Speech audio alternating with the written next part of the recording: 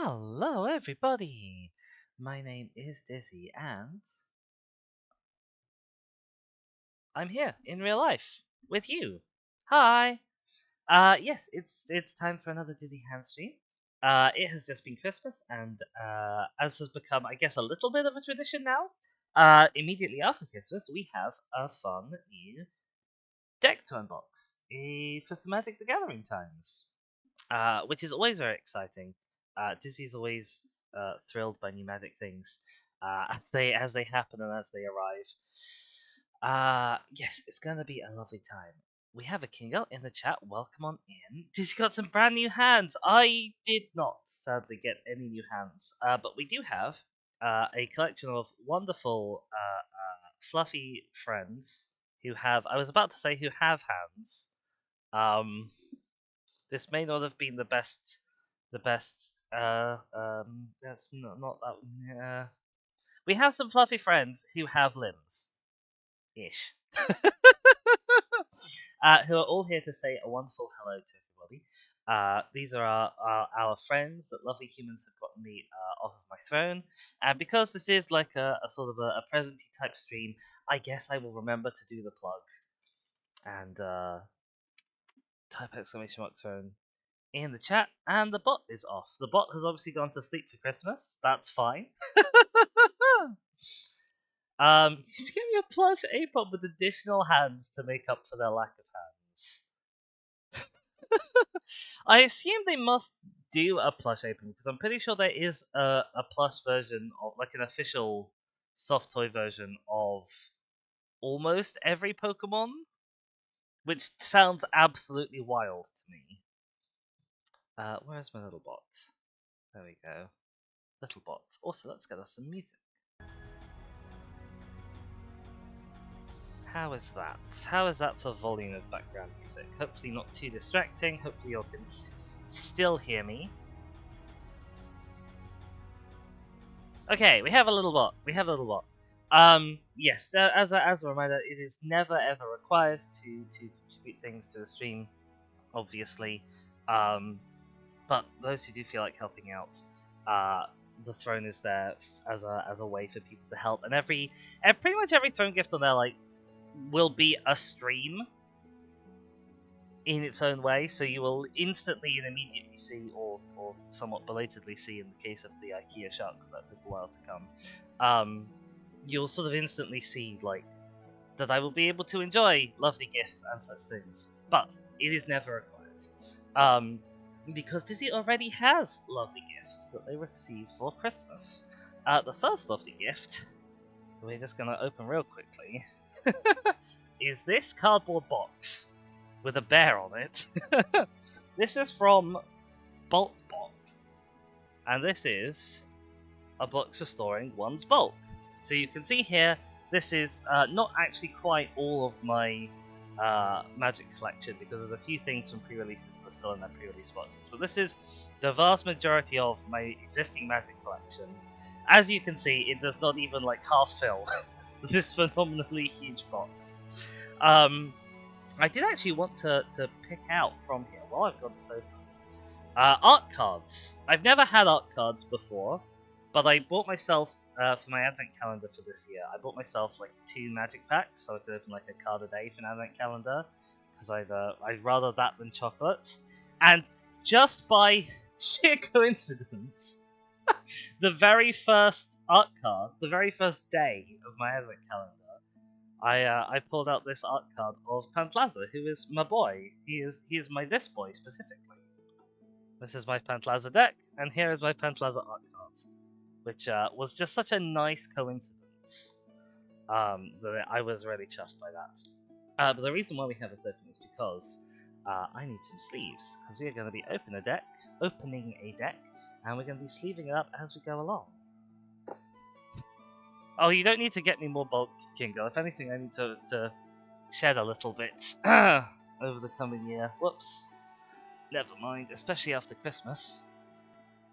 But for the thing that we are mostly going to be giving you today, a Christmas present that I actually bought for myself, like a year and a bit ago, but it has finally become a Christmas present to me. We have this lovely Universes Beyond Doctor Who Commander deck, and if you were paying attention while I had the box open, you'll notice this is the fourth one, the fourth Doctor Who Commander deck, so I now have the full set.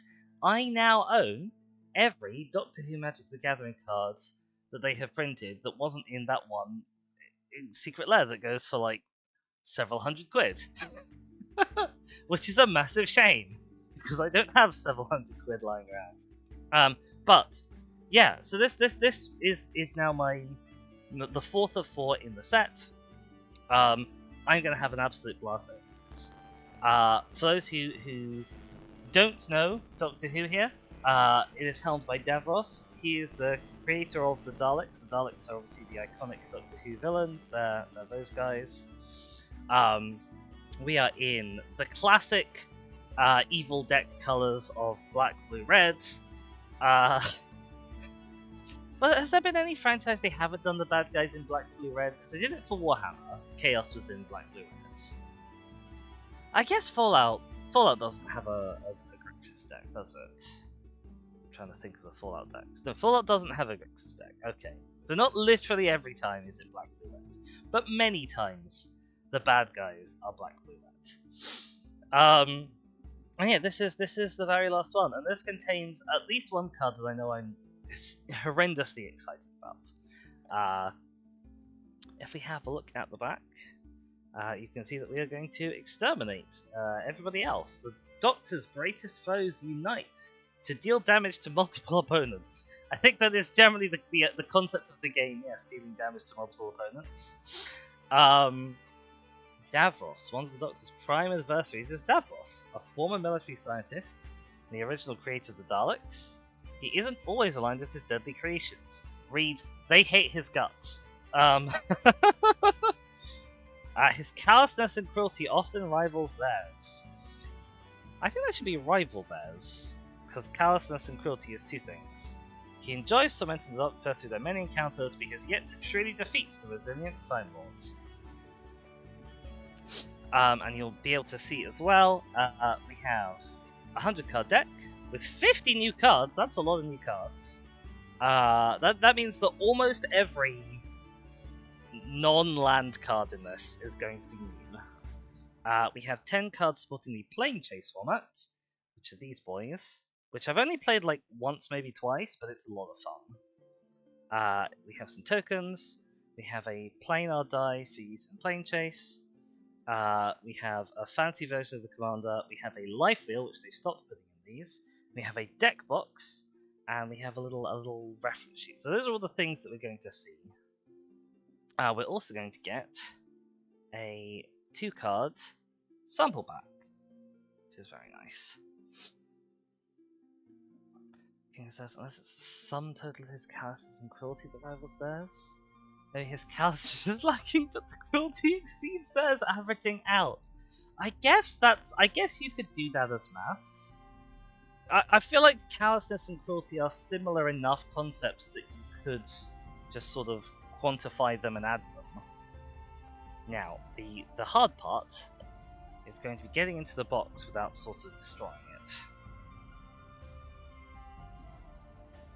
As it always is. So bear with.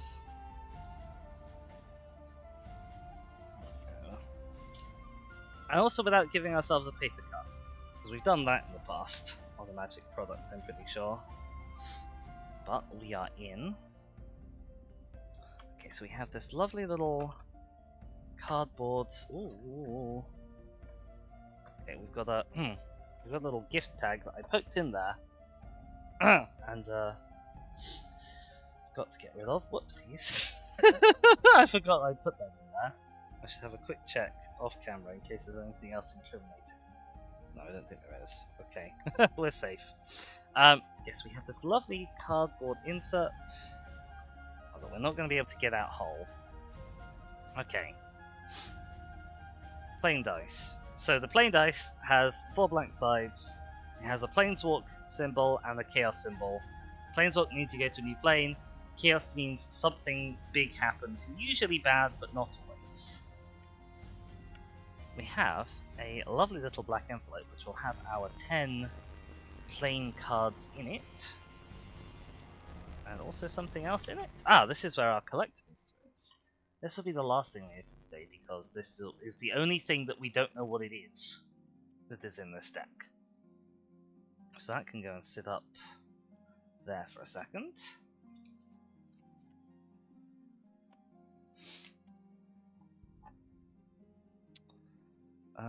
How are we going to get this out? I can't remember. It's been a while since I've opened one of these boxes, so I can't remember how I get out the cardboard insert. Because obviously the cardboard insert is wider at the bottom than it is at the top, and I've opened it from the top. Tinker says if it only has 4 blank sides, it's not a plain dice. Oh.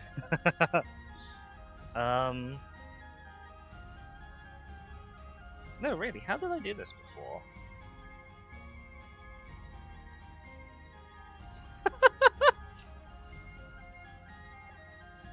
You'll have to excuse me my incompetence. Well, okay, we can start by popping out these.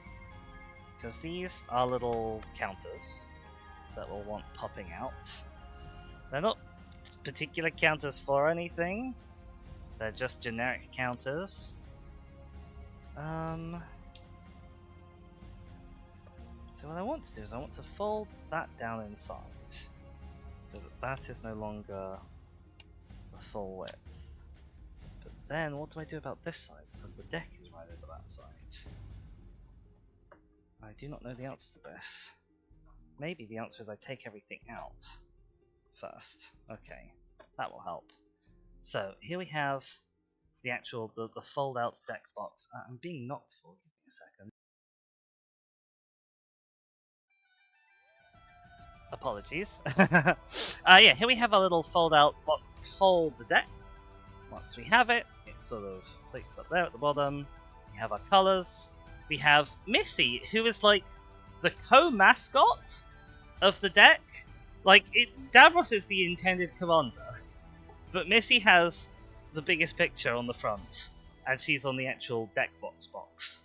I assume she must therefore be the intended second commander. That's concerning.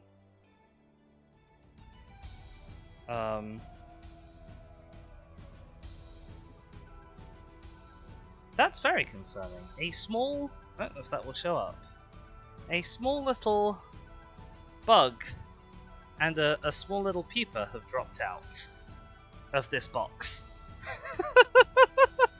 That's extremely concerning. It's dead, but that doesn't bode hugely well for the state of these cards. Welcome on in, Penguin. How's it going? We are currently struggling as to how to get this this deck out of the box that it came in. As I'm daft. I didn't actually see that drop out. I mean, the cards themselves are all in plastic wrap. So here are the cards. Here are our 100 card deck. Plus, you can see there's a thick card in there that is the alternative commander card. And then at the back we have some tokens. So that should all be safe, theoretically. And then we have... Well, so we'll come to those. It says maybe it's just a brand new thing to show how good the Daleks are as exterminators. Oh dear. You'll have to also excuse the little guys floating around. They're not from the box. They're from the plants that I have on my windowsill. They are occasionally popping out of the compost every so often, and I don't yet. I need a little flycatcher plant to deal with those. So yeah, we have a little lore sheet, Masters of Evil, and then so this is how to play the deck. On the back we have who are our commander and co-commander. The Doctor and their meddling in your plans must be stopped. command Daleks, Masters, plural, Cybermen, Weeping Angels, and plenty of other foes to hurt all of your opponents. Many of them are artifact creatures, so keep an eye out for cards that... Oh my god, this is very shiny. Keep an eye out for cards that enhance them. Your commander, Davros, gives you a reward for each opponent who loses 3 or more life, so try to hit all your opponents in a quote group slug strategy. The breakpoint of 3 damage is pivotal here, so be on the lookout for ways to punch through your opponent's defenses. To really put those pesky heroes between a rock and a hard place, the Villainous Choice mechanic, which was new for this deck, and I really love that they've reused it, because it showed up on Robotnik as well. The Villainous Choice mechanic makes them pick between 2 bad choices. It's a real win-win scenario for you. Some cards threaten to deal damage as well, which activates Davros' ability. This deck has a massive late game full of card advantage and game-ending villains, so while you want to attack early to trigger Davros' benefits, don't be afraid if the game goes long. That's where cards like the Dalek Emperor come in. And then there's a little summary of how to play Commander, if you don't know, and how to play Plane Chase, if you don't know. Penguin says this has some absolute bangers in it. It does. I'm super excited. I know I've said this several times already, but I am. So Missy, there she is, looking very whimsical, standing admittedly in a graveyard. I love also they've given her umbrella like magic purple dust swirls. I can't remember if she actually carries an umbrella in the episode at all. I certainly don't think she carries a magic umbrella. If she does, there's a possibility it's Sonic, but I don't remember her having a Sonic umbrella. Missy is an incarnation of one of the Doctor's oldest friends and long-term enemies, the Master. Unlike her previous antagonistic incarnations, Missy hopes to rekindle the old friendship between her and the Doctor, though her approach is often misguided. Yeah, no kidding. Like, for example, pulling people out of a plane. Missy and the Doctor's relationship is a delicate balance of friendship and animosity. At times she is genuinely helpful, working alongside the Doctor in service of the same goals. At other times she acts with a flagrant disregard for any sense of morals, indulging in acts of cruelty and relishing in chaos. Like all the incarnations of the Master, Missy is a conniving schemer. I don't think her card has connive. She enacts her plans with patience, tenacity, and a charismatic flourish. Missy remains torn between her former ways and her desire to be the friend the Doctor had been hoping to see once again. In the end, she causes her own downfall. But like every regeneration before her, the Master doesn't tend to stay gone for long. Because his Sauron was simply a misguided jeweler. that is definitely the sense that they're using the word misguided here. Davros, this guy. A former leader of the Coloured Scientific Elite, is a long-time enemy of the Doctor and creator of some of the most dangerous beings in the universe, the Daleks. As a brilliant and ruthless scientist, Davros created the Daleks as the ultimate weapon. He gave the Daleks the mission to bring peace by exterminating all other beings in the universe. Despite creating them, Davros' relationship with the Daleks is a tense one. He constantly strives to better his creations and pushes them to what he views as greatness. But the Daleks consider him a threat to be eliminated, or a lesser creature to be exploited for his intellect. Davros relishes in cruelty, manipulates others to achieve his goals, and takes sadistic pleasure in tormenting the Doctor. Through it all, Davros remains set on his tyrannical path, preserving his vision of the Daleks no matter the cost or danger to himself. Made them they couldn't even climb stairs. Look.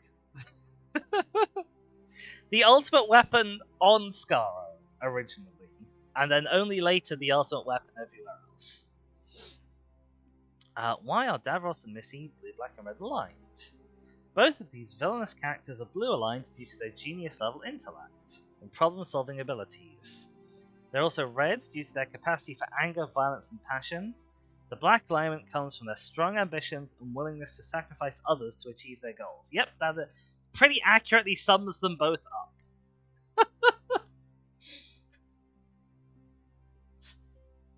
Skaro, a perfectly level world? Okay. He did also... They do also get flying machines. Before they can actually fly themselves, they get flying machines in a lot of the, expanded universe material. Is there anything else inside our box? Well, now that we've folded that down... No, sorry, now that we've taken the deck out... Ah! Here's our life tracker. Once again, it features Missy, but not Davros himself. It goes up to 20 on one side, and then up to 40 on the other. That Skaro theory explains the Daleks. I love it. Never mind the fact that we have seen Skaro. I'm fairly sure we have seen shots of Skaro from space. I think at the very least there's one in Revelation of the Daleks?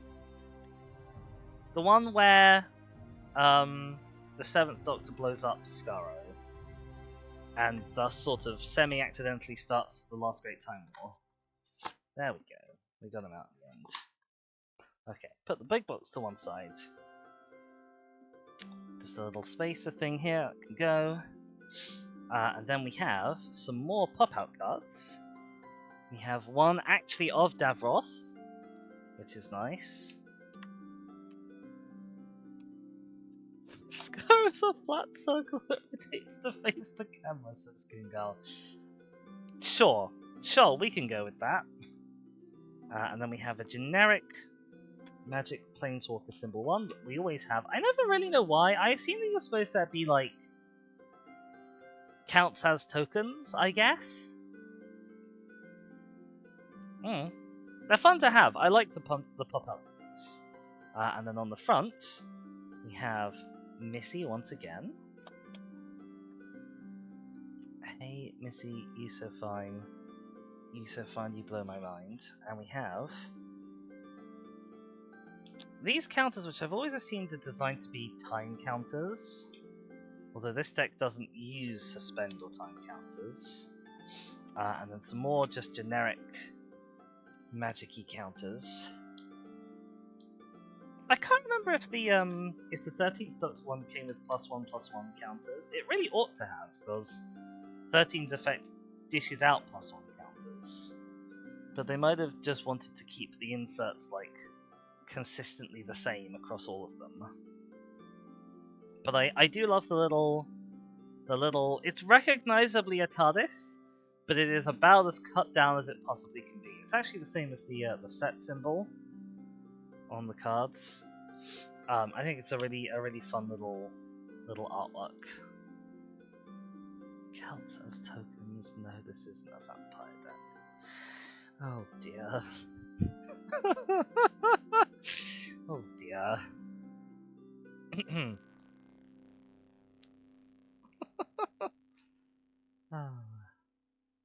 Okie dokie, let's open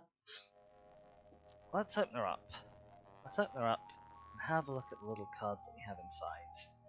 And as we go along, we're going to be sticking them in these Dragon Shield Crimson matte sleeves. These are the first Dragon Shield sleeves that I've ever gotten on the dual sleeves. So normally the sleeves I get have a color on the outside and they're black on the inside. These ones are red on the inside and outside. They're a little bit cheaper, but mostly I kind of run out of good colors of the dual sleeves because they don't have that many varieties of them, which I think is a real shame because I think the dual sleeves are much nicer than these. But never mind. Okie dokie. So let's. Oops. Come on. Come on, you. There we go.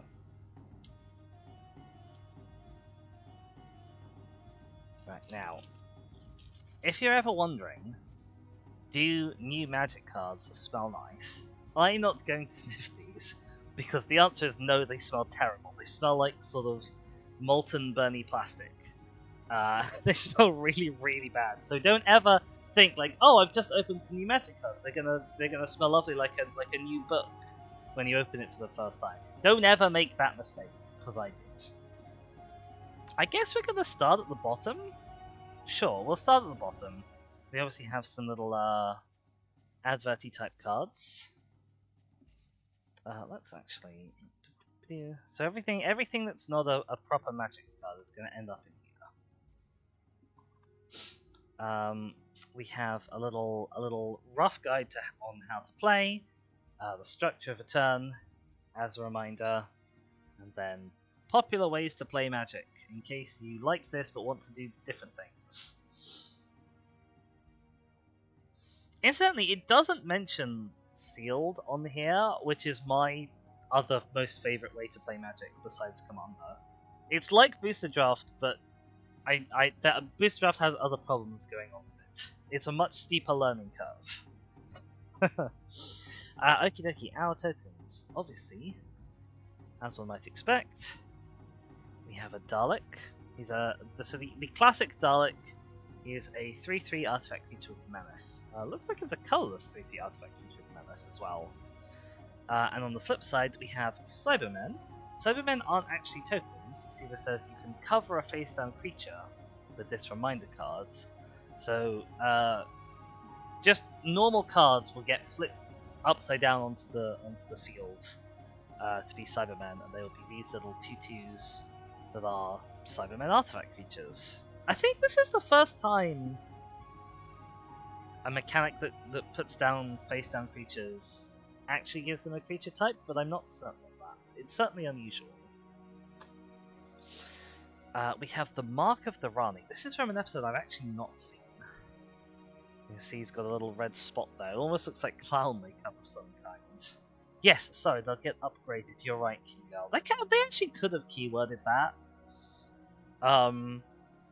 Because they already have Manifest for putting something face down as a 2/2. So why not upgrade it to putting something face down as a 2/2 Cyberman? But yeah, so this is a little Godi enchant, and another Cyberman reminder on the back. We have another Dalek that is also a Mark of the Rani. We have a Dalek that is also a clue. This is the this is a fob watch from the Timeless Children, the end of the Flux arc, I believe. There's a fob watch that potentially contains all of the memories of the Doctor as the Timeless Child before she became the Doctor. We have another copy token, a little copy token with some gorgeous little like constellations of generic Doctor Who villains. So we have the Weeping Angels, which are the biggest villain to come out of New Who. We have a Dalek and a Cyberman. We have a Zygon. I think the others might be generic humanoid shapes, but still a very fun artwork. And then we have an Alien Angel, Weeping Angel token. First strike, Vigilance 2/2. Stops being a creature whenever an opponent casts a creature spell. We have another Mark of the Rani that is also a Weeping Angel. We have another Cyberman reminder. There's also a Weeping Angel. I like that they have all the different combinations, even though this doesn't use that many tokens, it seems. We have a Dalek that is also an angel. We have a copy that is also a clue. And we have a Dalek. There's also a treasure. Ooh, a pretty treasure. I can't remember where this ring is seen. I can't remember where this ring comes from. Obviously, it's got Gallifreyan writing on it, so this is a Time Lord's ring. I think this is the ring that is left behind by the Master after he's burnt. Yeah, what Benjamin says from season 3. So the Master, as John Sim, dies, like fully dies. He refuses to regenerate, and they cremate his body. And then at the time, mysterious nameless woman comes along and picks up this ring off of his body. And as Penguin says, they use it in the Resurrection Ritual, which is why we have Lore Masters after that. Okie doke, let's get into the actual deck. Oh, we of course are starting off with this lovely, I think they call this treatment Etched, because it's like, if I show you the actual real card, it's not like negative, but it's kind of color inverted in a way for the main thing. It's very, very shiny. Jesus. like with the ring light, it's hard for me to see anything on it. But they always have these thick cards in the older Commander decks, which I really love. I think they're very pretty. This is our Commander deck. So he costs 4 mana, 1 blue, red, black. He's a 3/4 with menace. At the beginning of your end step, you make a Dalek if an opponent lost 3 life this turn. And then each opponent who did lose 3 life this turn either discards or gives you a card. So he's a very fun commander. Definitely designed for multiplayer for the commander format, because it scales with how many opponents you have. Getting just a Dalek every turn is pretty handy as well. Getting card draw is often the thing you want on commanders. He's very fun. I say that, I'm not sure I've ever actually played with him as commander, because I have my own Dalek list with a different commander. Normally we get to the lands first. So all of the Doctor Who lands have a TARDIS in some sort of interesting environment. I don't know specifically where this is. It's next to some sort of a castle, and there's some sort of a freaky lightning storm going on in the background. That's the best I can tell you.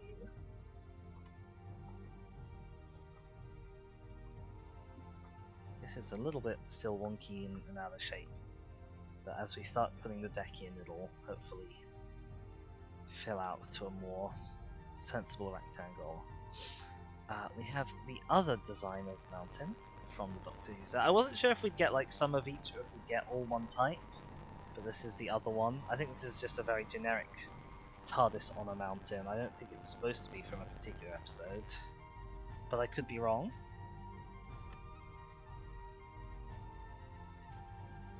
We have the TARDIS in a horrible swamp. This genuinely could be Skaro. Skaro is pretty swampy.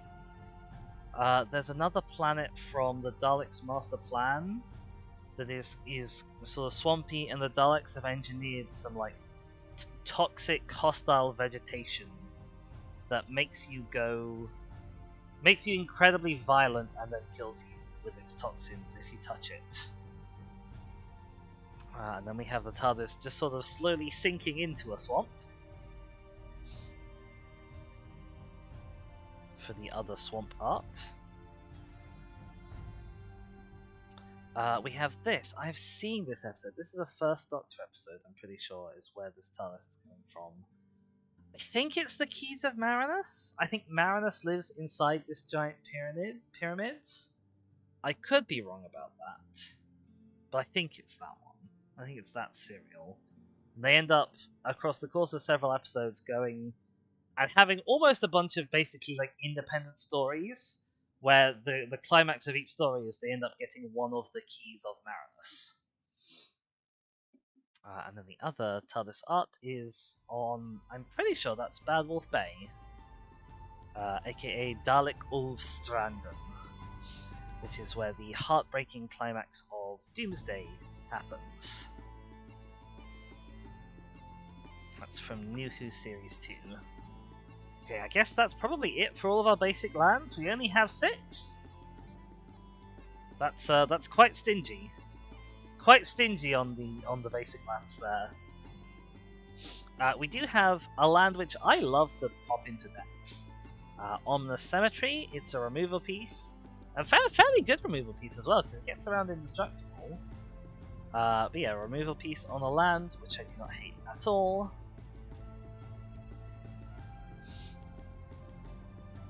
I'm not super certain which Ominous Cemetery this is, because a Weeping Angel in a cemetery naturally calls to mind the ending of The Angels Take Manhattan. But that's in daylight. That's a very broad daylight, unassuming cemetery, not an ominous one. We have a Crumbling Necropolis, which is from the Dr. Falls two-parter with Missy and John Sims Master and the Cybermen, which is a very fun episode, although the conclusion was a little bit disappointing. But this is just a land that taps for one of any of the 3 relevant colors. The whole city is a machine to turn people into Cybermen. What do you think? Exciting, isn't it? Kinga says the second Angel episode takes place around an underground burial site.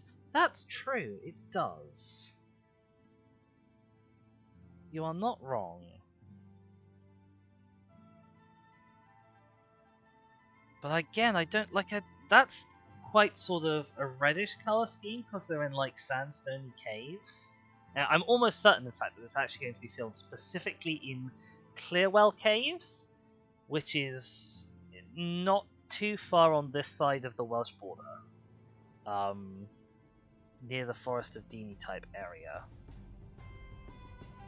I've been there, it's great. But they filmed a lot of Doctor Who in it over the years. Certainly Clearwell Caves has been the inside of the Sycorax ship from the 10th Doctor's first episodes. I don't know that it was also used for Time of Angels, Flesh and Stone, but I would guess that it would have been. Either way, it doesn't really look like that. I wonder actually if this is supposed to be from Village of the Angels. That kind of has a sort of a darker bluer colour scheme. And maybe they pop up into a graveyard at the end of it? Possibly? I'm not sure if that had actually broadcast by the time this happened. I think it must have done, but I'm not certain. We have a reliquary tower, which is the city of the city of the Time Lords on Gallifrey. Village of the Angels was in daylight. Don't they pop out at the end, like right before the Doctor gets sort of turned into an angel and taken away? Isn't that in the graveyard in night? Am I misremembering that?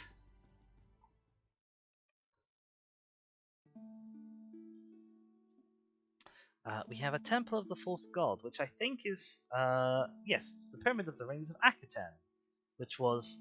It's an episode that a lot of people have said, like, oh, they really loved the speech at the end of that episode. I thought that the entire episode, but most especially the speech at the end of the Rings of Akaten, was utter drivel. Utter drivel of the worst kind. Bengon says, just a bit before Yaz and Best Companion get zapped back in time to a Dalek churchyard. Okay. A lot of things happen in the Flux arc. Yeah, exactly, Penguin. I think it's very much Moffat just being extremely pleased with himself. And his classic, like, oh, the Doctor is so wonderful and awesome speech. And then the speech doesn't work, and then Clara gives an I'm awesome speech about how like her gift has all the potential of her and stuff. Which, you know, considering in the context of the episode, people have been giving gifts to this malevolent star entity for hundreds, maybe thousands of years. But Clara magically has so much more potential than everybody else that her gift in its potential is enough to defeat the sun. Like, go away, you annoying little man who wrote this. We have a Path of Ancestry. I do love this Path of Ancestry design with all of the TARDISes on it. Path of Ancestry is in every single Commander deck that I make, pretty much. Maybe it might not be in the monocolor ones, it's in everyone else. Penguin says, if you read the Parasite stuff as talking about the Doctor, it's more of a redemption for the Doctor and all of the harm he's caused. It didn't feel like a redemption. It didn't feel like anything, to be honest. But yeah, it's just an episode where I know there's like a popular opinion about it, and it's so far removed from my opinion that I do not understand. We have a thriving Moor, which is definitely thriving. As you can see, not at all in any sort of problems this Moor. This is from the Battle of Ransquat of Kolos, which is the climax of the 13th Doctor's first series, and was honestly quite a good episode, quite a solid episode.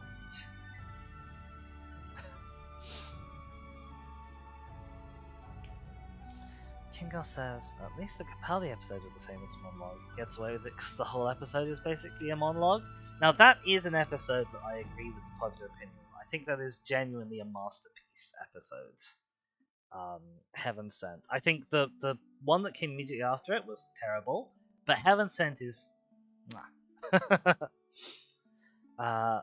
have a terramorphic expanse. The lump of rock is suspended in perpetual geostationary orbit around that black hole, without falling in. Ah, okay, so this is from the Satan Pit two-parter. Where they're on the planet of Croptor, the bitter pill, that, according to legend, was swallowed up by the black hole and then spat out.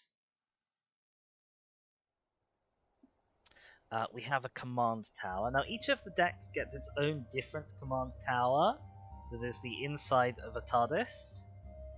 And this one, I assume, is the inside of the Master's TARDIS. I don't know of an episode where the Master's TARDIS actually appears with an interior. I had assumed from seeing this digitally that this was actually the inside of the Doctor's TARDIS after it was turned into the Paradox Machine.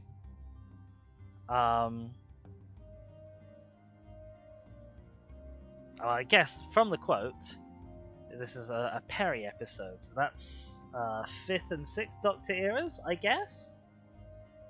Presumably she wanders into the Master's TARDIS at some point. No, the film, the Master doesn't have a TARDIS, he's in the Doctor's TARDIS the whole time.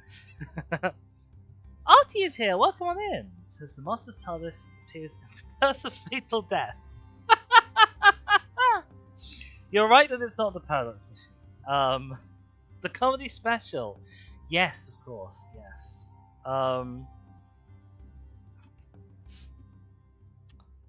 Banger says, can you imagine if they reprinted Paradox Engine? I absolutely can imagine if they reprinted Paradox Engine, but not in a command deck.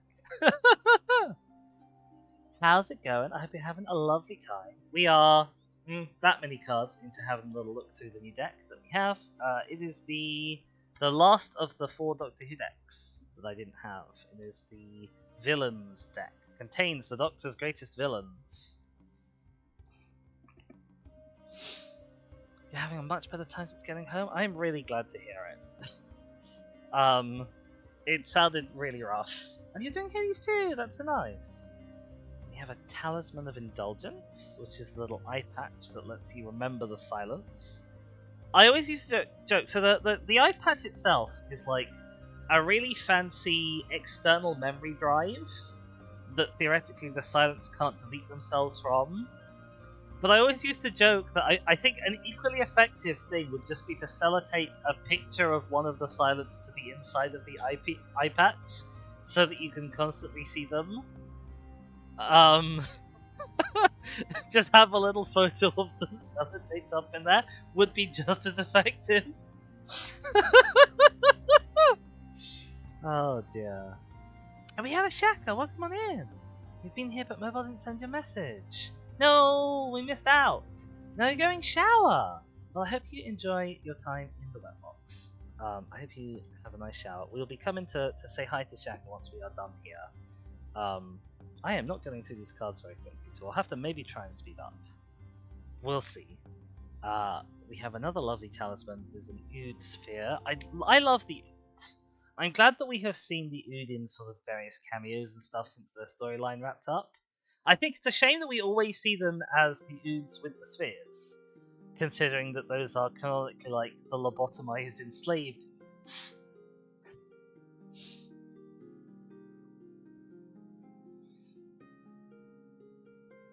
And we have a Wayfarer's Bauble. This is absolutely my hands-down favourite Wayfarer's Bauble art.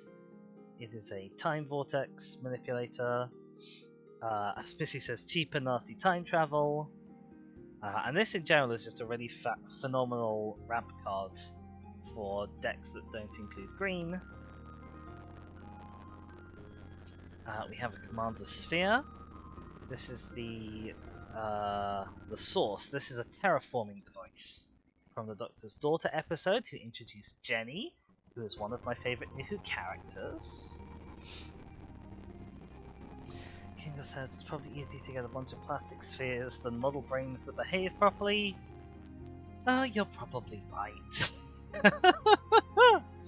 And the Oods with the spheres, I guess, could talk.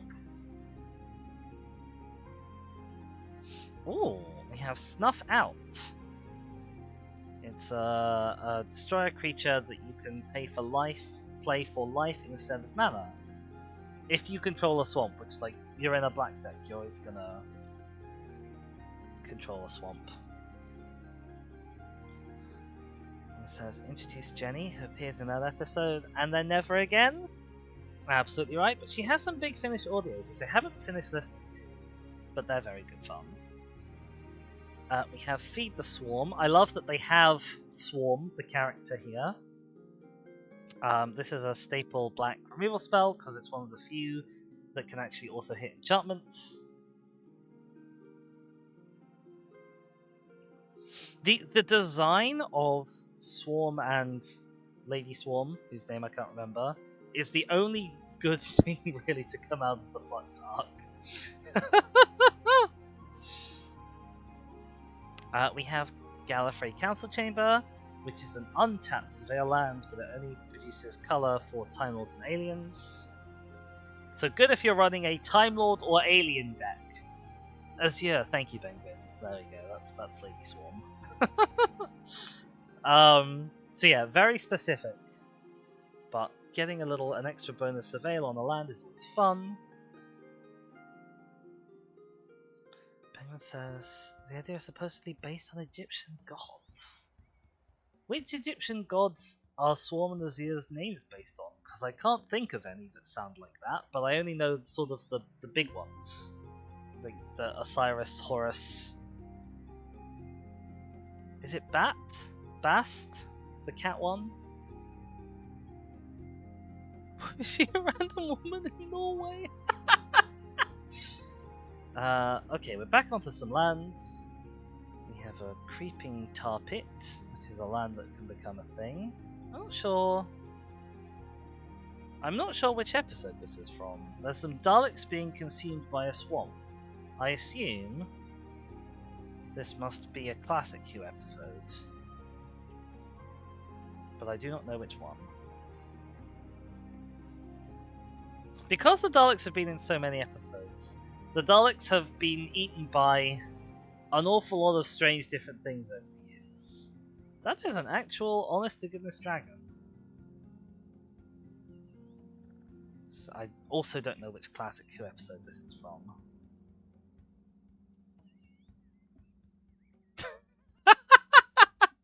I mean, if you had just been saying it, Kingo, you would have been disappointed. Because TOS and all.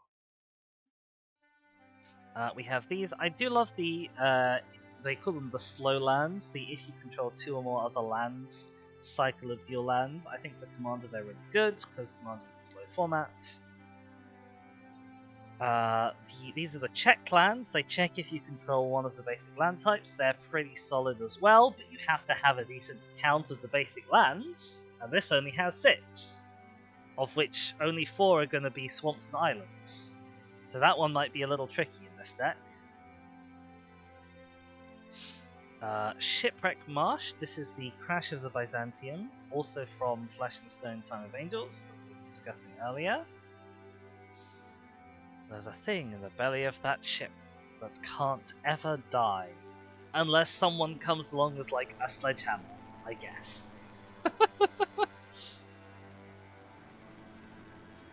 I don't know where this is from. This is Lava Claw Reaches. This is another manland.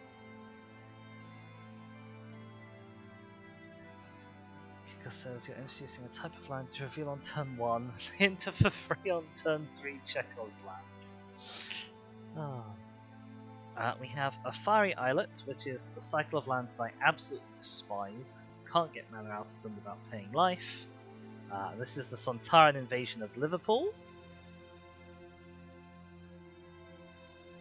which sounds a lot less exciting than it felt in the show.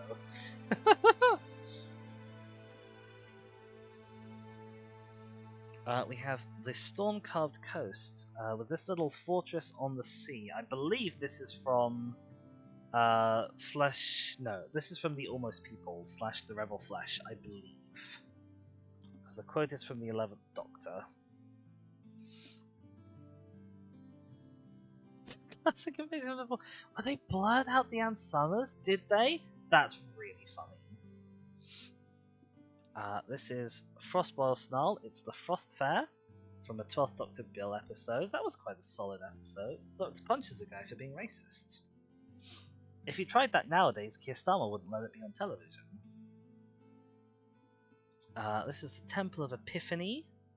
This is the temple from the planet Time, also from the Flux specials, which was still not great. Penguin says, "Dude, it kills me thinking that." Incredible. Kingle asks if the Santarans settled in Liverpool, they'd be called Liverspudlians. Oh my gosh.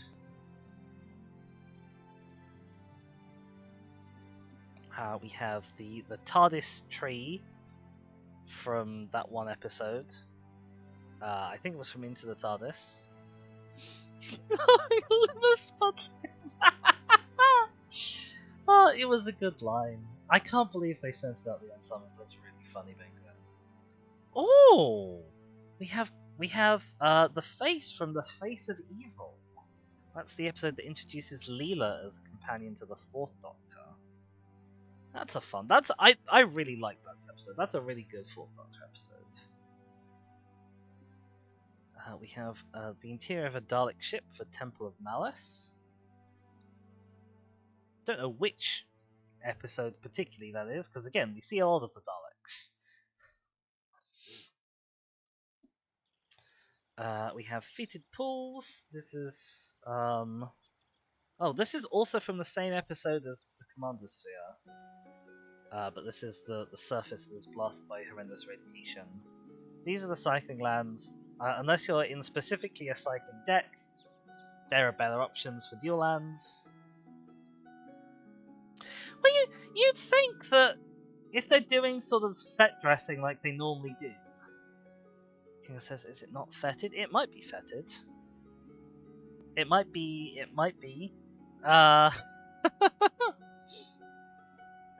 I love this. This is the Darkwater Catacombs, and this is the inside of St. Paul's Cathedral from the episode Darkwater. Why the Darkwater Institute is inside St. Paul's Cathedral, I'm never really quite clear on, but it is. You shouldn't be worried, Kingo. You're not the one who said it out loud on record for everyone to hear on the internet full time.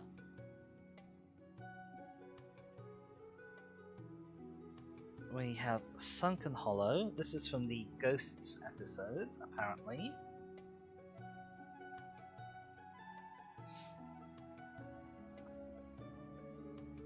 We have a choked estuary. It's not really an estuary, but it sure is choked. This is New York from Gridlock. Oh, we have Satellite 5 / the Game Station, which is an excellent location from the 9th Doctor series as our Temple of Deceit. The Temple of such and such a thing cycle is not really bad. I prefer the Surveyor lands, but they're a lot more expensive. Like, they're always tapped, but they give you a scry, which is not so bad. Oh, with Ardlo Hanlon. I've only just now, upon seeing that message, realised that was Ardlo Hanlon. I'd never put 2 and 2, because I didn't know who he was when I was that high, when that episode came out. And although I do now know who Ardlo Hanlon, I never realised! Oh my gosh! That's great! We have a Smouldering Marsh.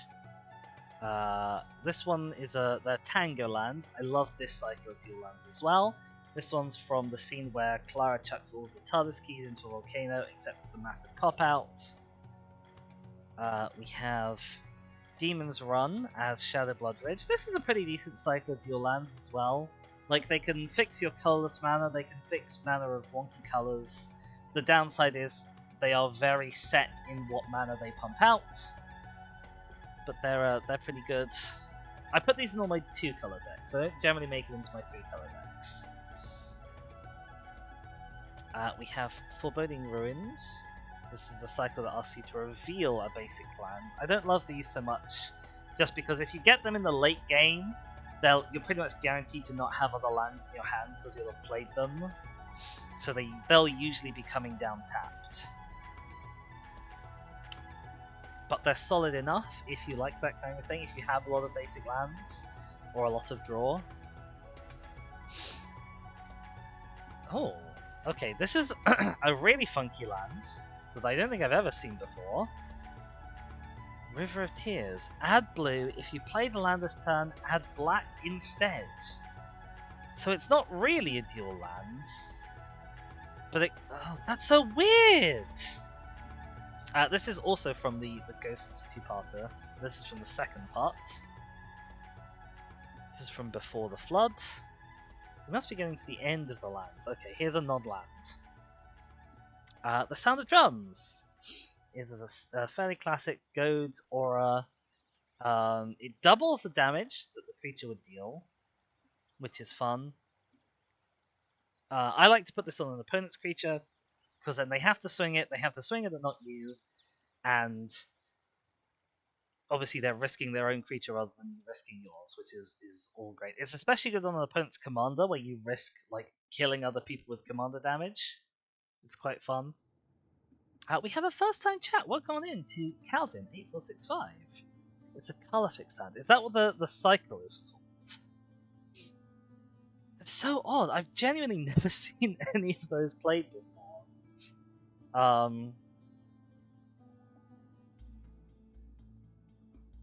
Yeah, I hope you're having a lovely day, Calvin. This is my first time going through this deck, which I got for myself for Christmas. I've actually sort of had it sitting around waiting to be a Christmas present for like a year, but we are just opening it now. It says combo Sound of Drums, the own Alexios and watches Chaos Ensues. That's incredible. I think I do actually run it in. I made a deck list recently for Khan the Betrayer. I think I have it in that as well. You got the entire set. We very foolishly, because I was just getting into Magic when I got my first deck, which was the Classic Who deck. We didn't get the full set of 4, and it was such a bad decision because I have subsequently now finally completed. This is the 4th of 4. I do now have all of the Doctor Who decks, but it's taken a long time and unfortunately noticeably more money than it would have to just get the set of 4 as a set of 4. But yeah, I'm a big Doctor Who fan. If you've been watching, anybody who's been watching The War Between Land and Sea at home, I thought it was quite good. You nabbed the timey-wimey one before it came out. Oh, that was such a steal, Penguin. I'm quite lucky. I got this one and the timey-wimey one for only about 50 quid each. But normally they go for like 100 quid. Well, that one goes for like 100 quid or more. We have our sad robot. He is indeed expressing severe sadness. These are the robots that kill you if you're sad.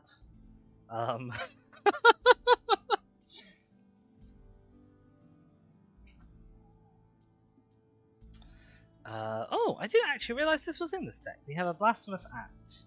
This is the Master's destruction of Gallifrey because they really couldn't make up their mind whether they wanted Gallifrey to be alive or destroyed in New Who. So it was destroyed, and then they brought it back. RTD had it destroyed, Moffat brought it back, and then Chibnall destroyed it again. And now RTD has like kind of retconned how the Master destroyed it, and possibly also linked it in with the Curse of Pythia or whatever it was, and it's all just the canon is now just a total mess. Worse than that, it's a total thoughtless mess. Welcome on in, Yowie. How's it going? I hope you're having a lovely day.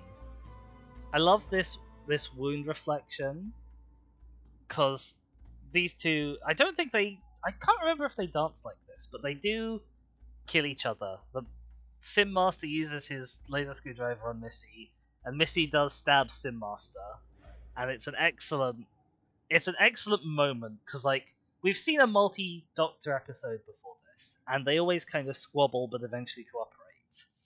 And then we have a a double master episode, and they seem to cooperate, and then they end up killing each other. I think it's really funny.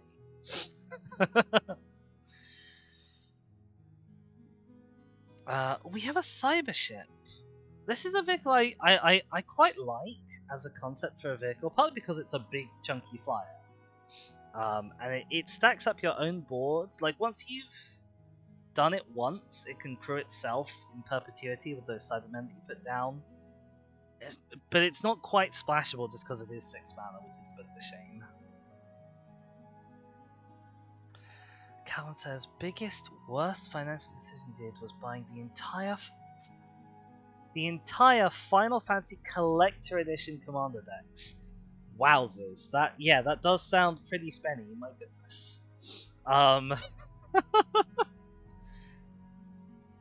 I mean, I assume that if you are of a mind to do that, so those are the sorts of things that will more or less hold their value, and possibly depending on when you got them, they might have already massively exceeded that value. But I'm not a huge fan of reselling Magic stuff at significant markups. I mean, I think at the end of the day, if you enjoyed them, then like it's gonna be worth the money eventually, because they're a nice thing to have. That is my thinking. We have a Cyberman Squadron who gives all your other artifact creatures myriads. Again, very nice, but at 7 mana, a bit pricey.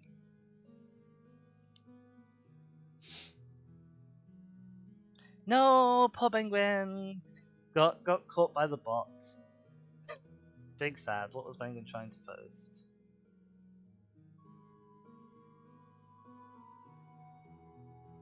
Oh, I can't see.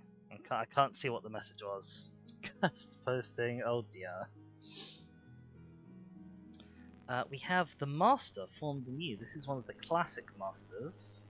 He's reached the end of his regeneration cycles, and so his body is decaying into this horrible sort of skeleton Master Boy, and then he takes over, I think, the body of like Nissa's uncle or something, and this is his new body.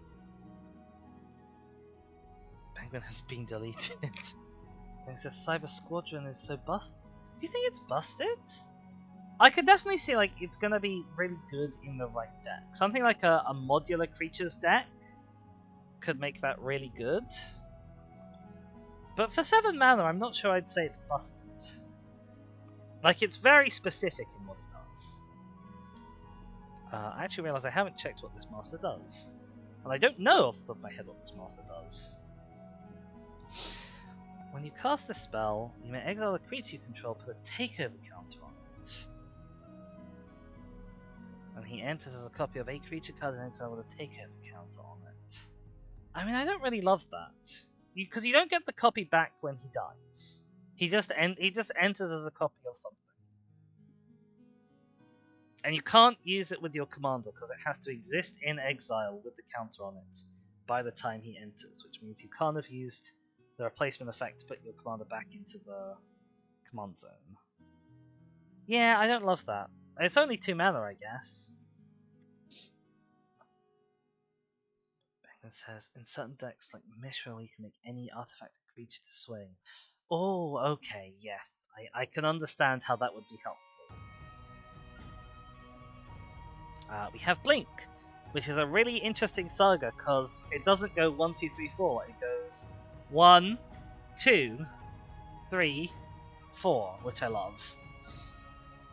It sort of flip-flops. This is going to make you those Weeping Angel tokens that I mentioned before.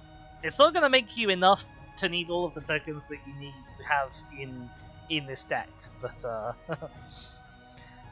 Penguin is off to a driving lesson. Ooh, exciting! You rise to learn. Well, I hope it goes well. I hope you don't bump into anything. Have fun, and it's been a blast seeing you for as long as we've had you. Okay, we have Ashad, who is a great magic creature. I really enjoy him. I don't think I use him very much because the casualty cost is quite high. But in the right deck, he's probably going to be really interesting. But Ashad, the character, I didn't love He was like interesting as a concept for being like a willing cyber volunteer conversion. But then they didn't do much with that. They just like made him a Cyberman but with emotions, which kind of sucked. And then the episodes that he was in sucked. You never noticed the 1324 on Blake? Ah, well now you know, King Girl. Cam says there's creatures in this precon that are very chaotic in multiplayer sessions. There are, and we have just in fact pulled another one, which is the Dalek Emperor. He is a spenny boy, but he has affinity for Daleks, which is kind of a shame because it's very difficult to get very many Daleks out. In practice, this reads affinity for creatures with changeling. But once he's down, he will probably make you a lot of Daleks because he gives opponents a villainous choice to sacrifice a creature or make you a Dalek. I have a commander deck with him as the commander. It's not that great because it's from a time when I was not that good at building deck lists. But it's fun to play if I can get him down. And once he is down, if you make like 3 Daleks in one turn rotation, then you have paid for his command attacks for the next time you pop him down if he gets removed instantly, which does happen quite a lot.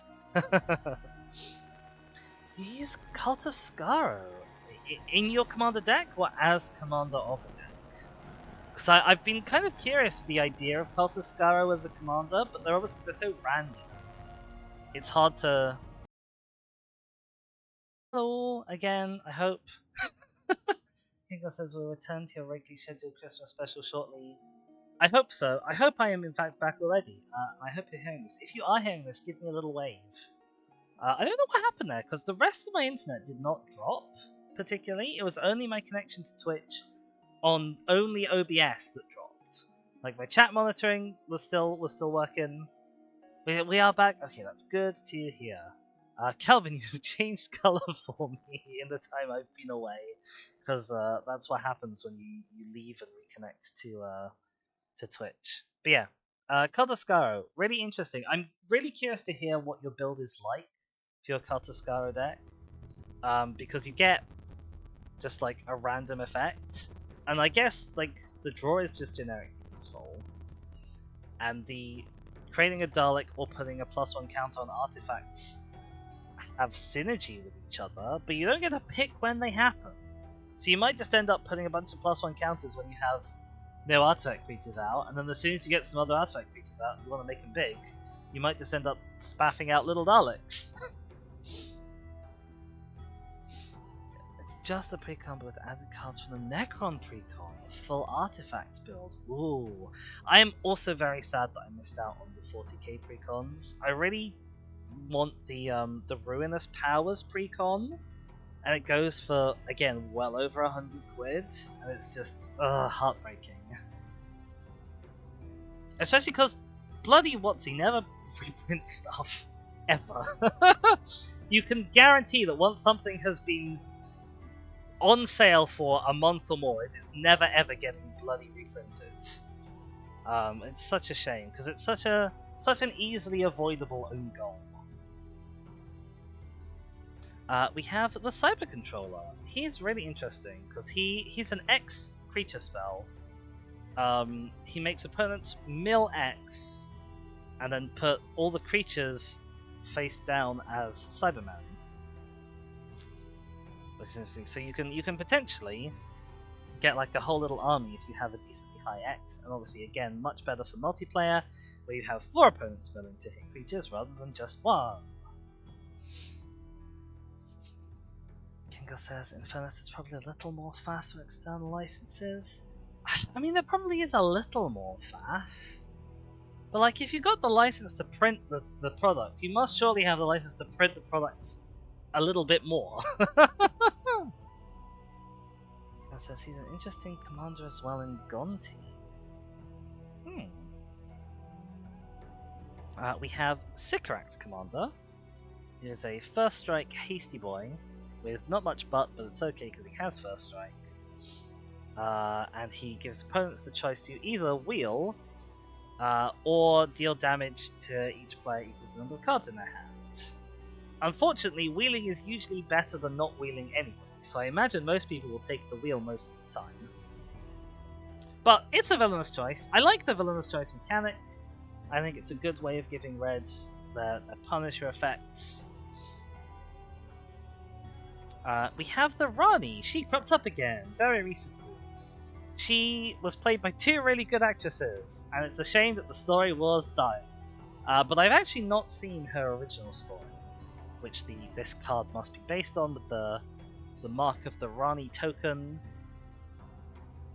But she's a goad focused commander. Whenever a goaded creature deals damage to your opponent's investigate, she'll make you a clue token for hitting with a goaded creature, which isn't that good, but like repeatable permanent goad is not bad, right up until the point where you get down to being 1-on-1, at which point all of your opponent's creatures have +2/+2, and they have to swing at you, and you are dead.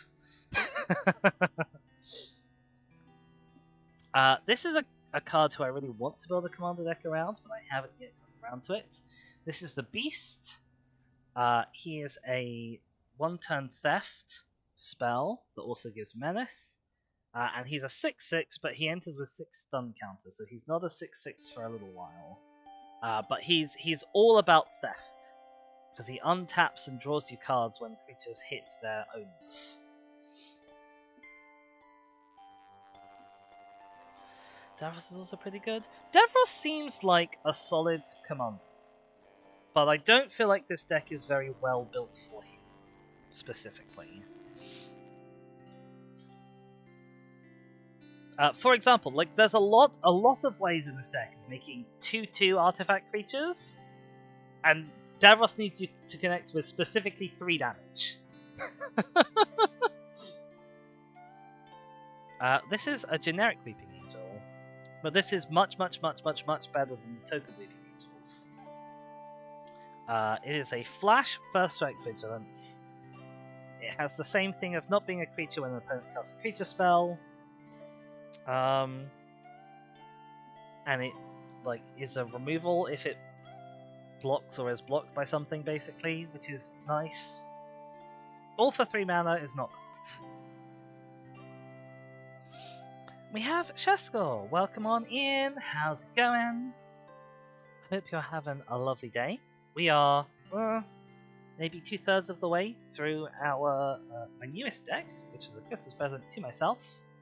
The Masters of Evil Doctor Who Magic deck. I hope you've had... I haven't realised I didn't say this. I hope you all have had a lovely Christmas. This is my first time post-Christmas actually saying hey to you out loud, because this is my first time streaming since Christmas. Oh, we have the Valiard. He's a really interesting looking card. He doubles your votes in votes, and he doubles villainous choices in villainous choices. A very specific archetype that he's looking for, but I think he looks like a lot of fun. I don't know exactly how many voting cards there are. I think blue has quite a few. I don't know about black and red, but I'd be interested to try and put together the Valiard deck one day. Oh, we have the Sacha Dhawan Master, the most recent Master. He is interesting. He kind of replaces your artifact creatures, but it's a villainous choice again, so your opponents might just pay life to have you not replace them. But he is fun enough. Sadly, he obviously doesn't work with tokens, which is a shame, because I think the best way of getting your artifact creatures to die normally would be through tokens.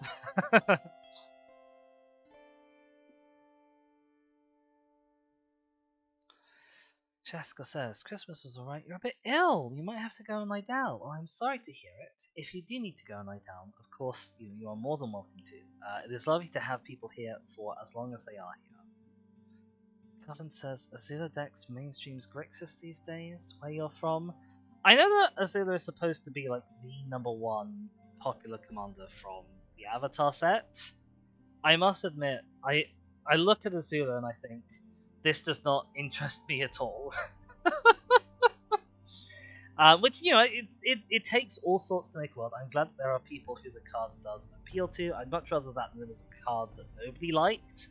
But it's just, wow, I feel so so divorced from everybody else when this card that's so popular. Yeah, she does not spark joy. Here we have Rassilon.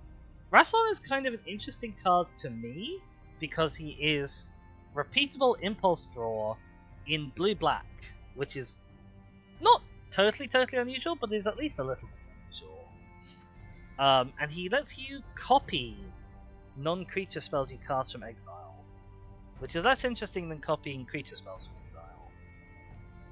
But yeah, I'm sure you could do. He's so adjacent to my archetype that I normally want to play, but never quite in the way that I would actually want to put him in the deck. It's especially as well that he's quite expensive for what he does, being 5 mana for only a 3/4. I just think he's not quite worth it, in my opinion. Cal says, "There's Vivi, you're cute, but I still don't like you."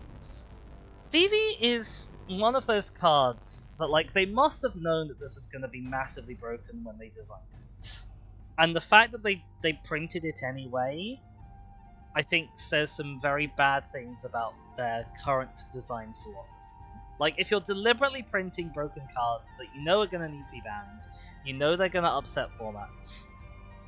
Even if Vivi wasn't a format destroyer, even on a first reading, you can tell that it's much too good of a rate for what it does.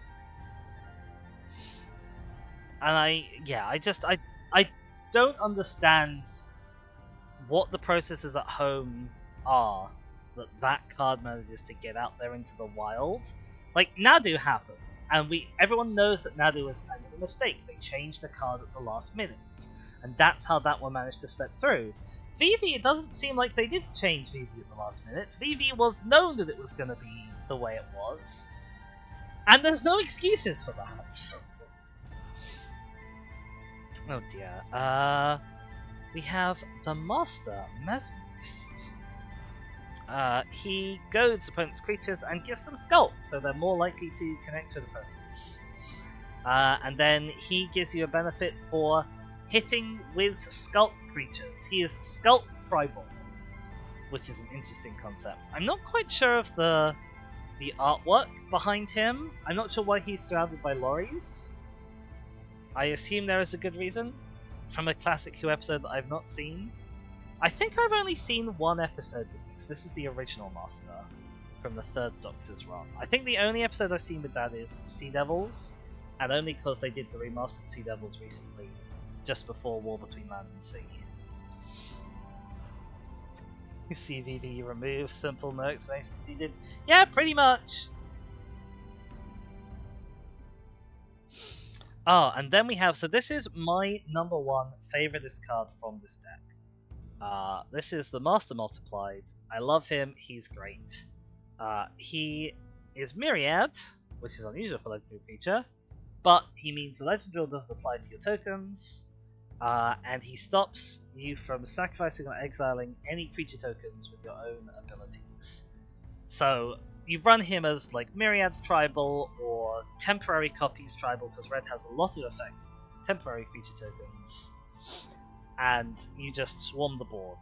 And he's great, I love him. He's really expensive, and he's not that big, so he's quite difficult to actually pull off. But when it works, it works. Especially because, if nothing else, you make 2 copies of him that also stop his... You'll also have his abilities, so even if your opponent removes 1, you still potentially got 2 copies around. If you get like a proper attack with him off, he's really good, and he becomes unstoppable quite quickly. But if he gets stopped early, he gets stopped really hard. Cal says, this is why you run Nightscape Familiar. Is that the one that reduces the cost of blue and black?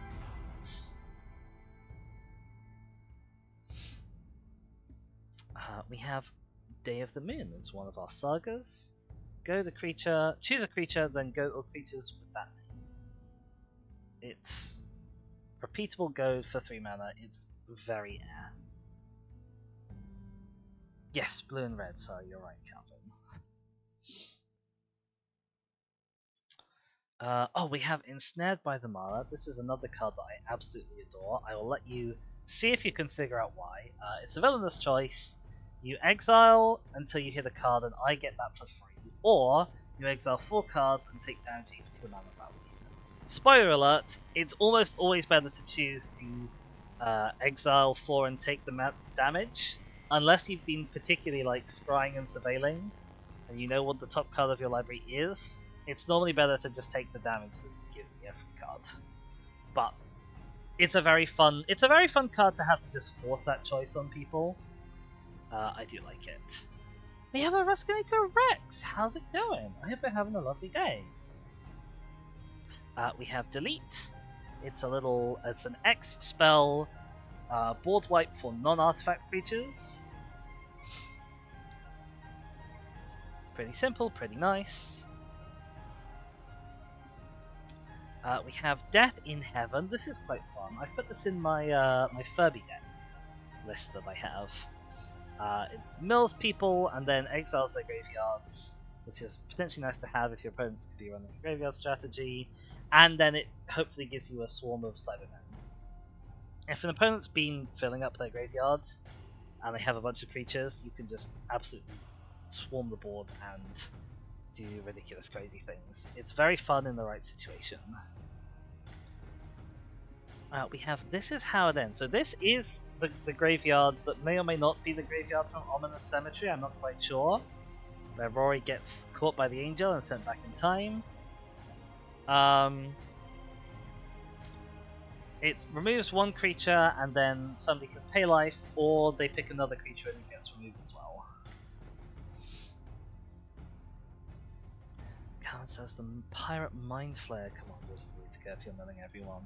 That's one of the few decks I've seen that makes offensive mill genuinely look like a viable strategy. Here's Genesis of the Daleks. It's a bit odd, because it makes you Daleks, and then it's like a board wipe for all Daleks, or a board wipe for all non-Daleks. But you don't get to pick, your opponent gets to pick, so most of the time it's just going to be a one-sided board wipe that only hits you, which is interesting as a concept. We have Turlo. I've never seen any episodes of him. He is the only black companion. Black as in creature color, not black as in of skin color, I should stress. But yeah, he goes to an opponent, gives them draw and then life loss. I'm not a huge group hug person. I generally think that giving your opponent the extra draw is more dangerous than the benefit of them losing life, so I would not normally play him unless I was in a particular strategy around it. But hey ho, I'm sure some people like that kind of thing. We have the Toymaker's Trap. I saw what remains of this episode not that long ago. You play a little weird game. People guess numbers. If they guess wrong, they lose life. And then when they guess right, the game ends. Callan says, full-on horror deck. Now I have Mindscanner from Duskborn. Actually, that's true. My friend Hex, who I've played Magic with on this channel a few times, runs a Mindscanner deck, and she has proven that that's a very effective, a very potent thing to do. And I have a 5th Doctor list with Persistent Petitioners that I have tried to make work as a mill strategy, and it probably can kill like a person in a pot. Penguin is still waiting for an instructor. Oh no! They're keeping you busy. No, not keeping you busy. They're keeping you waiting. They're too busy. Disaster. We have Doomsday Confluence. It's an X spell that makes players sacrifice stuff, or makes you Daleks, or is forced discard. If you're in a deck that likes Daleks, which I have one, because I have the Dalek Emperor as a commander for a list, then it's a very nice, weird option. But it's quite specific, I think.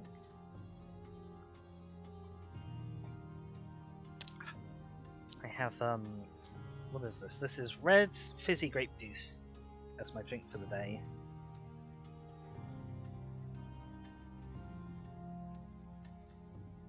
Calvin says it's not fun for everyone because you're effectively milling everyone. I'm not sure if I've played against Hex's Mindskinner deck more than maybe once. It seemed potent. It seemed very potent at the time. We have a Time Reaper, who is a 5-cost 4/4 flying haste, which is a solid rate for that. And it is one of the few cards that can actually get cards out of exile, but only your opponent's cards, which is a little bit of a shame. But they don't like making effects like this. They like making sure that things in exile generally stay in exile, so I'm sort of surprised it got printed at all. Penguin says it's your house they haven't shown up to.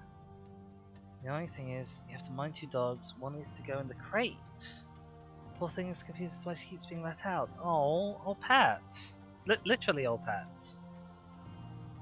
We have Vash the Narada, who is indestructible, more or less unblockable, and gets stronger each turn when things die, which has the capacity to be quite strong and useful if you're in a deck that has a lot of sacrificing going on. That's a way to actually close out a game, by just hitting somebody with something strong and unblockable. Okay, now we're getting into our Daleks. Dalek Drone is very expensive for a 3/3 flyer with Menace, which is a little bit redundant, but not hugely redundant. But it does destroy a creature with no downside, which is fine enough, I guess, for a 5-mana creature. Like, it does a lot of different things mediocrely for a lot of mana, but they're all things that independently you want, so it's fine. We have Hunted by the Family, a 7-cost blue sorcery. Gives a villainous choice: either turn something into a 1/1 human that has abilities, or give you a copy of it. It's for 4 creatures. It's a little bit spenny, especially as it's not guaranteed removal because it is a villainous choice. But it's definitely a fun card. Like, if somebody plops this, it's going to be a fun thing to deal with. Gingo says he'd probably rather spend less mana on each effect independently. Yeah, normally. This is Cyber Conversion. This is genuinely a really useful blue removal card. Yeah, as Calvin says, an anti-commander card. I should run this in more blue decks, actually, thinking about it. Because I'm not big on counter spells. I'm not very much of a hold mana up and counter spell player. So it's probably a removal I would use more than the counter spells that I do actually put in blue decks. I'll have to think about it. But it's a good card. It's a really fun card. We have the Flood of Mars, who is interesting because over time it turns your opponent's stuff into copies of itself, which of course means your opponent's stuff turns your stuff into copies of this, and eventually the entire board just becomes copies of this if it's left unchecked. I do like that it's an island walker that has the ability to turn lands into islands. So that it can guarantee that it gets through. I think that's quite nice. We have Auton Soldier, is a card I love. It's a copy, but it has Myriads.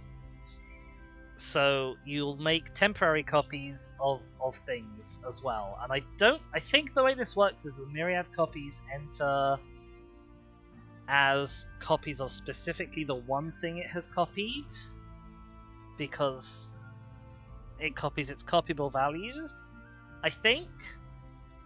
I'm not super certain exactly how it works, because layers are strange in Magic, and that is a sentence that hides an awful lot of stuff going on under the hood. But basically, layers are strange, but it can give you multiple copies of one thing, potentially, which is really handy if you have like an Enters effect that you really want to duplicate.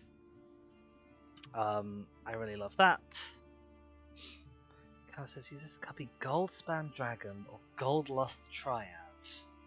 Well, Goldlust Triad already has Myriad, so I guess that would make a Myriad, which would be pretty crazy. I'm not sure what Goldspan Dragon does off the top of my head. I'll have to go and look that one up.